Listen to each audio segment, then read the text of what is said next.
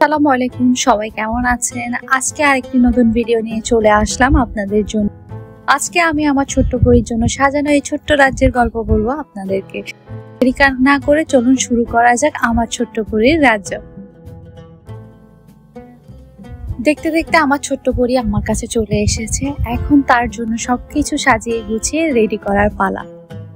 আমরা মিশরের একটি ফেসবুক পেজ থেকে আমার মেয়ের জন্য কটটি অর্ডার করেছিলাম। অ্যামাজন থেকে অর্ডার করতাম, কিন্তু অ্যামাজনে এটি অ্যাভেলেবেল ছিল না, যেটা আমার পছন্দ ছিল। দেখতে দেখতে আমাদের পার্সেল চলে আসলো, আর পার্সেলটি আমরা সবাই রিসিভ করতে গিয়েছিলাম নিচে। এটি কিন্তু বেশ ভারী। যখন আমরা বাসায় নিয়ে আসছিলাম কোনোভাবে আনা যাচ্ছিল না, তারপর এভাবে ধাক্কা দিয়ে নিয়ে আসতে হলো। এই যে আমাদের বিড়ালগুলো দেখেই বুঝতে পারছে যে নতুন কিছু এসেছে, তাদের জন্য কিছু আসলো কিনা, এই জন্য বেশি এক্সাইটেড ছিল। Now the moment of unpacking this product, this is the most amazing part. Unpacking সবসময় আমার জন্য অনেক বেশি এক্সাইটিং হয়, আর আমি খুবই এক্সাইটেড থাকি যে বক্সের ভিতরে প্রোডাক্টটি কেমন হবে। আর যেহেতু মিশরে এই প্রথমবারের মতো আমি ফেসবুক পেজ থেকে কিছু অর্ডার করেছি, তাই অনেক বেশি নার্ভাস ছিলাম যে প্রোডাক্টটি কেমন হয়। আমি সবসময় অ্যামাজন থেকে অর্ডার করি যেন রিটার্নের অপশন থাকে। এখানে কিন্তু রিটার্নের অপশন ছিল না। তো আমরা আনপ্যাকিং করে ফেললাম আমার মেয়ের কটটি। এখানে কিন্তু ওরা আমাদেরকে এক্সট্রা ভাবে ম্যাট্রেস এবং বেড সেট দিয়েছিল গিফট হিসেবে। কটটির মূল্য ছিল মিশরীয় টাকায় ৩২০০ পাউন্ড, এটা ডেলিভারি চার্জ সহ। এটা প্রায় বাংলা টাকায় বলতে গেলে ৮,০০০ টাকার মতো পড়েছে আমাদের। এখন আমি সবকিছু সেট করে দেখছিলাম যে সবকিছু ঠিক মতো আছে কিনা। This is not just a cot, it's a sleeping place for my baby. আর সাথে দুইজনে একটু নার্ভাস ছিলাম, যেহেতু নতুন জিনিস, এটা কিভাবে সেট করব বা এটার কোয়ালিটি কেমন হবে।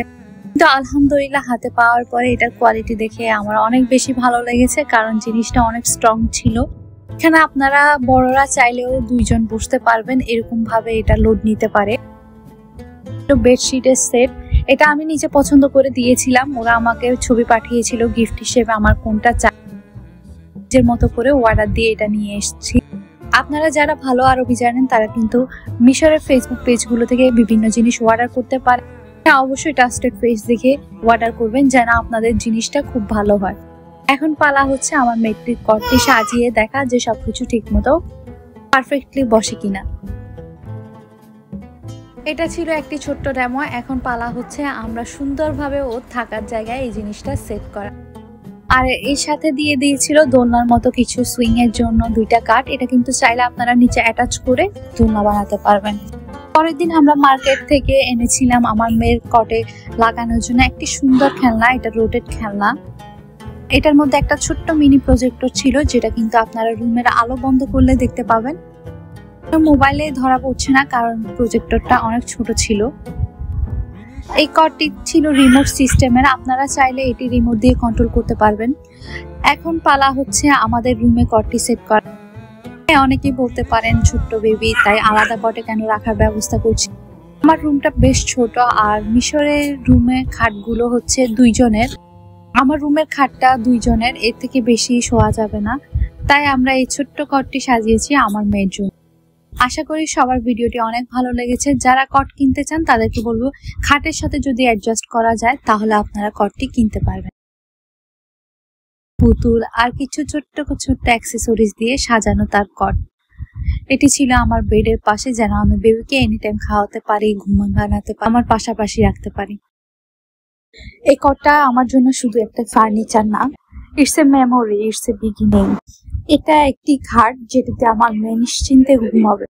একটা ভালোবাসা, একটা স্মৃতি, একটি আবদার, এই তো, তাই না? It's a cosy, it's a comfort for her.